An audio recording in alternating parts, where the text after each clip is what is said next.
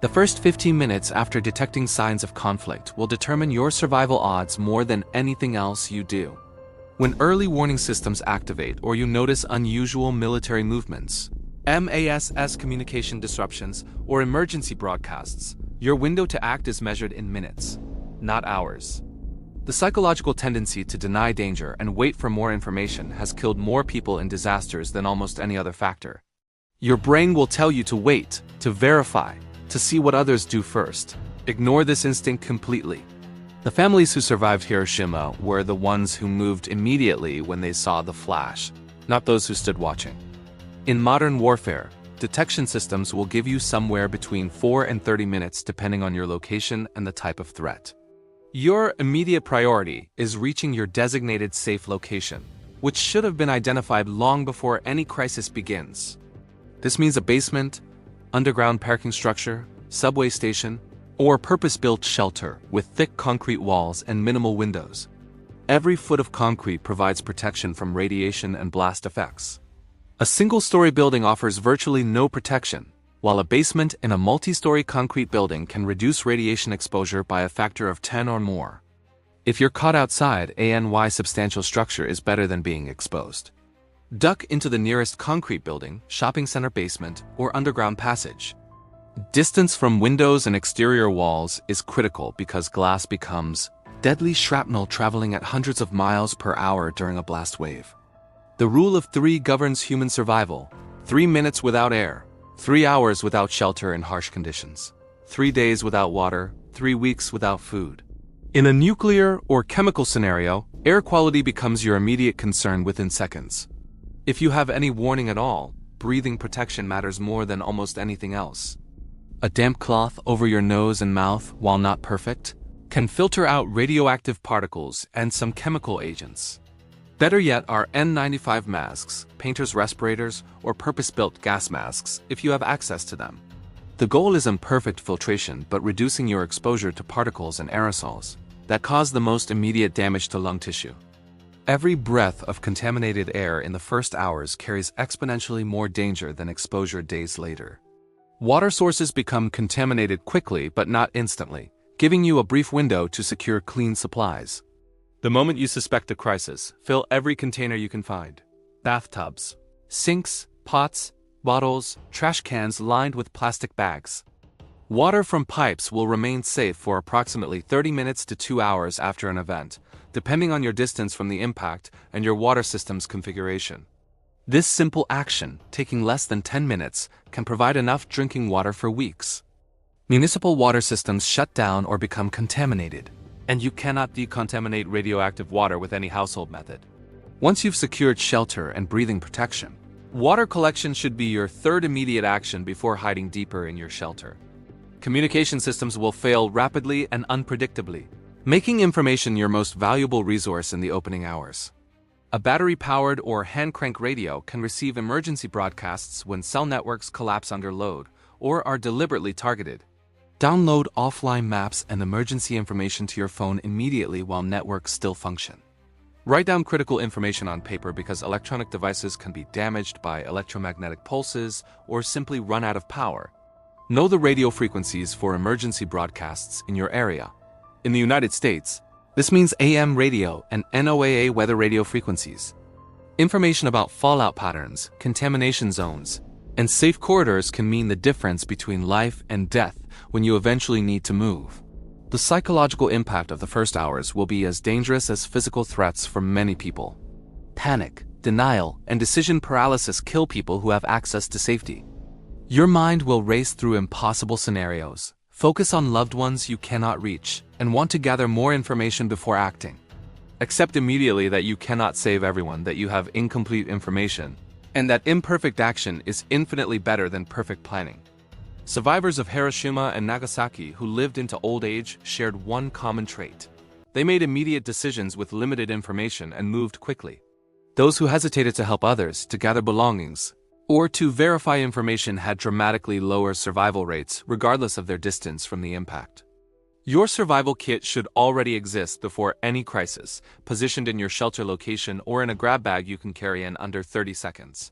This means Water purification tablets, high-calorie, non-perishable food first aid supplies including potassium, iodide tablets, battery or hand crank radio, flashlights with extra batteries, plastic sheeting, and duct tape, basic tools, copies of important documents in a waterproof container, and any critical medications. A comprehensive kit weighs about 30 pounds and costs less than a month of coffee. The error people make is an in-kit composition, but in-kit location. It must be accessible within seconds of a decision to shelter, not stored somewhere requiring a trip across town. Every minute spent gathering supplies is a minute of exposure you cannot afford. After reaching shelter, the next 12 to 24 hours require absolute discipline about exposure to outside air and materials. Radioactive fallout from nuclear detonations reaches peak intensity within the first hours and then decays following a predictable pattern. Radiation levels drop to about 1/10 after 7 hours, 1/100th after 2 days. This means the difference between a lethal dose and a survivable one is often simply staying inside during this critical window. Every time you open a door, crack a window, or bring in outside materials, you invite contamination into your protected space. Seal all air gaps using plastic sheeting, duct tape, or even wet towels stuffed into cracks. Turn off ventilation systems that pull in outside air. Create an airlock entry if possible, even a simple one using plastic sheeting and tape to create 2 barrier layers. Decontamination procedures must become automatic for anyone entering your shelter from outside. Remove all outer clothing in your airlock area and seal it in plastic bags. These clothes are now radioactive waste. Wash exposed skin thoroughly with soap and water, paying special attention to hair, hands, and any cuts or abrasions. Do not use conditioner on hair as it binds radioactive particles to strands. Cut your nails short because particles lodge underneath them. This process, taking 5 to 10 minutes, can remove up to 95% of contamination. The water used for washing becomes contaminated, so collect it separately and dispose of it away from your clean areas if possible.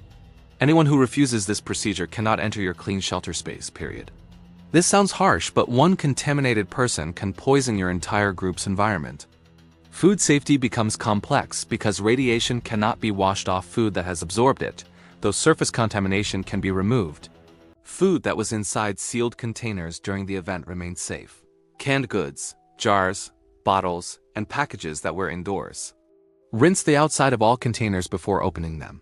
Fresh food that was outside or exposed to fallout must be considered contaminated. Root vegetables may be safer than leafy greens because soil provides some shielding. Peeling fruits and vegetables removes surface contamination but not absorbed radiation. Animal products from affected areas accumulate radiation in fat and organs. Your pre-stored food becomes your primary supply for at least 2 weeks. Ration carefully based on your supplies and the number of people sheltering with you, planning for a minimum of 2 weeks before it's safe to briefly venture outside. Radiation exposure is cumulative, and every hour you spend in a contaminated environment adds to your lifetime dose. Understanding basic radiation principles can guide your decisions when information is scarce. Distance, time, and shielding are your 3 protective factors. Doubling your distance from a radiation source quarters your exposure.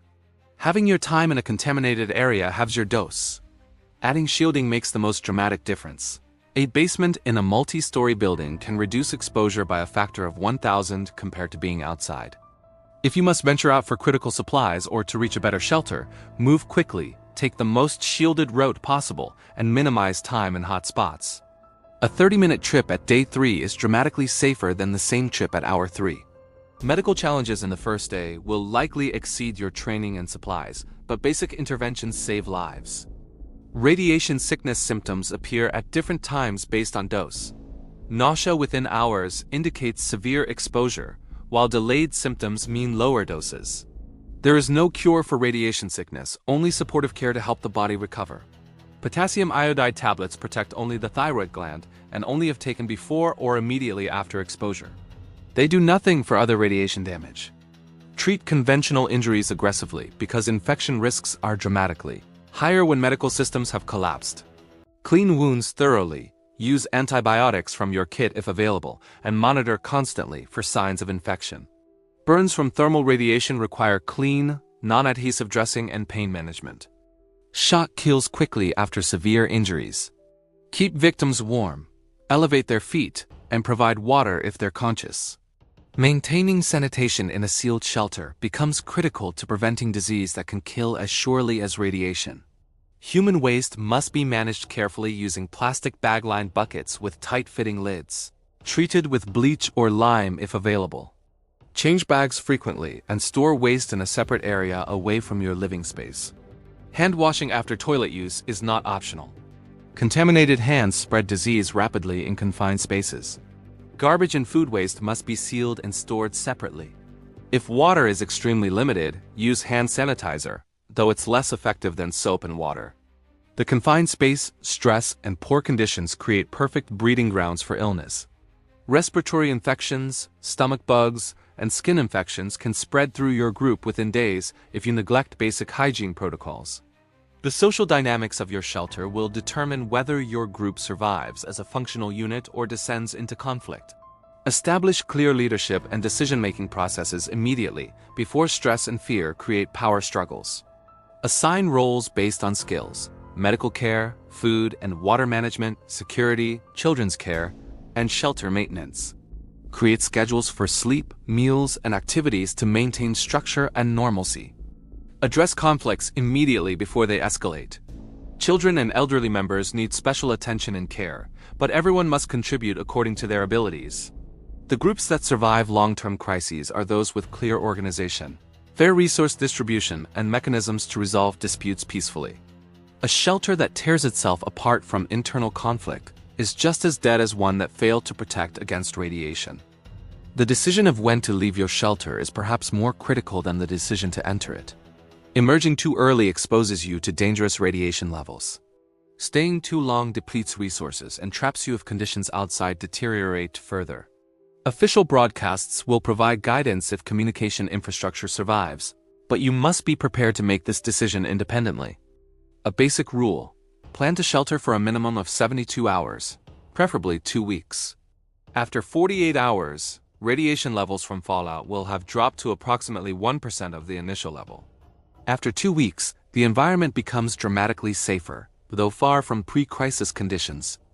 If you have a radiation detector, safe movement becomes possible when readings drop below 10 microentions per hour, though lower is always better. Your first reconnaissance should be minimal and strategic. One person only, someone healthy and without small children who depend on them, makes a brief 5 to 10 minute observation from your shelter entrance. They assess visible damage, observe any signs of other survivors or authority presence, check for obvious hazards like fires or structural damage, and note wind direction and weather conditions. This person must decontaminate thoroughly upon return and report their observations to the group. Do not send multiple people on initial reconnaissance. You're gathering information, not evacuating yet. This first observation informs your decision about whether to shelter longer, prepare to move, or send out a longer scouting mission. Make this observation during daylight hours only, and never when it's raining, as rain concentrates radioactive particles. Planning your evacuation route requires understanding fallout patterns and contamination zones. Fallout follows wind patterns from the detonation site, creating elongated zones of high contamination downwind. Moving perpendicular to these fallout plumes is safer than moving along them. Avoid low-lying areas where rainwater and particles collect. Avoid damaged buildings that might collapse. Identify multiple route options because your primary path may be impassable. A map, compass, and pre-identified destination outside the affected area are essential. Your destination should be a specific location, not vague concepts like out of the city. Know the addresses of relatives, friends, or designated emergency shelters in less affected regions. Plan for a journey taking much longer than normal due to damaged infrastructure, crowds, checkpoints, and the need to avoid contaminated areas. Transportation choices depend on distance and conditions, but mobility means survival in the post-impact environment. Walking gives you maximum flexibility to avoid obstacles and contaminated zones, but limits how much you can carry and how far you can travel daily. Bicycles offer excellent mobility, don't require fuel, and can navigate around stopped traffic, making them potentially ideal for urban evacuation. Cars provide protection from elements and can carry more supplies, but may be useless if roads are blocked or electromagnetic pulses have damaged electronics in newer vehicles.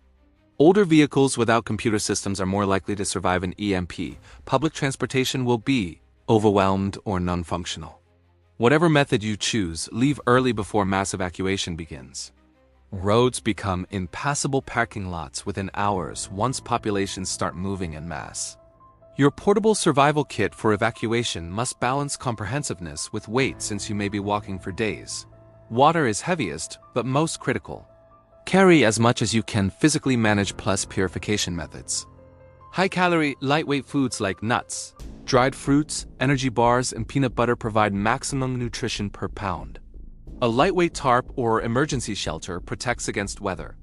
A first aid kit, any necessary medications, and water purification tablets are non-negotiable. Include a battery or hand crank radio, flashlight, basic tools like a knife and duct tape, and copies of identification and important documents. Wear sturdy boots, layered clothing suitable for current weather, and a hat. A dust mask or respirator continues to be valuable for weeks.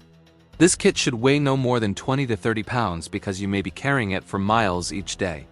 Encountering other survivors requires a balance between cooperation and caution that can be difficult to navigate under stress. Groups have better survival odds than individuals, providing shared resources, diverse skills, and improved security. However, desperate people commit acts they never would under normal circumstances. Approach strangers cautiously, never alone and in daylight. Share information about conditions and hazards, but be guarded about your resources and destination. Help others when possible, particularly children, elderly, and injured individuals, but never at the cost of your own group's survival. Establish clear communication and boundaries with other groups you encounter. Trust is earned through consistent behavior over time, not granted immediately. The survivors who navigate this balance successfully will be those who remain both humane and prudent.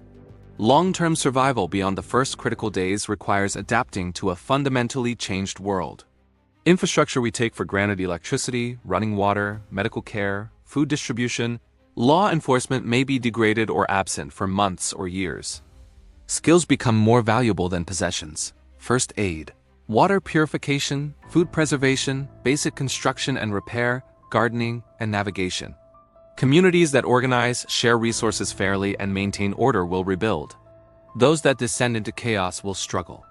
Your actions in the first hours reaching safety, protecting yourself from immediate threats, preserving resources, and making rational decisions under pressure create the foundation for long-term survival. Every crisis survivor shares one characteristic: they prepared mentally before the event, accepting that disaster could happen and visualizing their response. Make your decisions now, identify your shelter location, prepare your supplies, and know your plan. When seconds matter, there is no time for planning, only action.